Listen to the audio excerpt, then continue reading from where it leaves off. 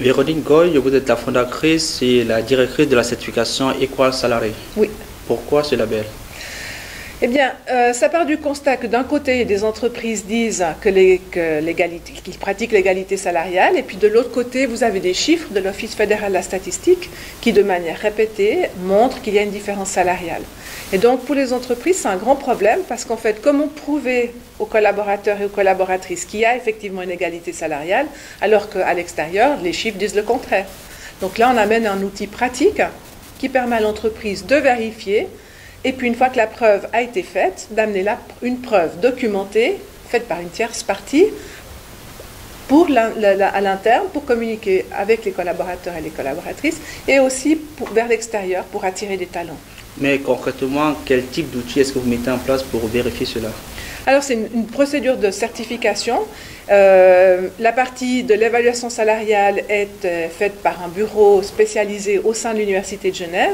Et puis, pour ce qui est de l'audit, l'audit est mené par une entreprise qui est spécialisée dans la certification, en l'occurrence SGS, donc Société Générale de Surveillance, et qui est leader mondial de la certification.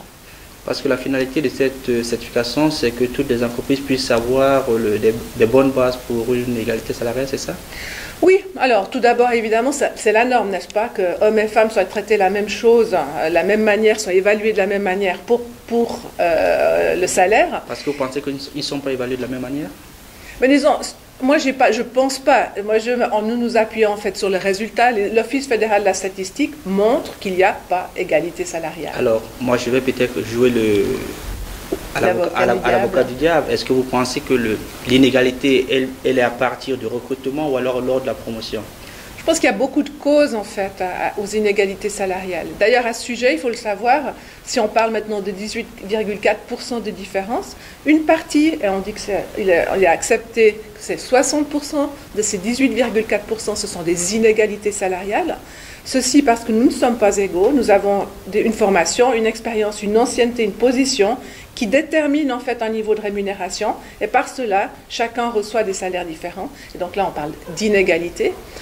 Ce que nous cherchons par contre à faire disparaître, c'est la discrimination qui représente 40% de ces 18,4%. Et ceci veut dire que pour une personne, enfin, si nous comparons deux personnes avec les mêmes compétences dans une même position, ces deux personnes ne recevront pas le même salaire. Et là, il y a discrimination et celle-ci n'a pas lieu d'être. Mais pensez-vous réellement que lorsqu'un chef d'entreprise souhaite engager quelqu'un, parce que c'est une femme, le salaire sera moindre, parce que c'est un homme, il va l'augmenter? Oh, je ne pense pas que c'est pas forcément aussi direct. Le problème, c'est pas tant la discrimination directe, c'est plutôt la discrimination indirecte. Comment est-ce que les personnes sont évaluées?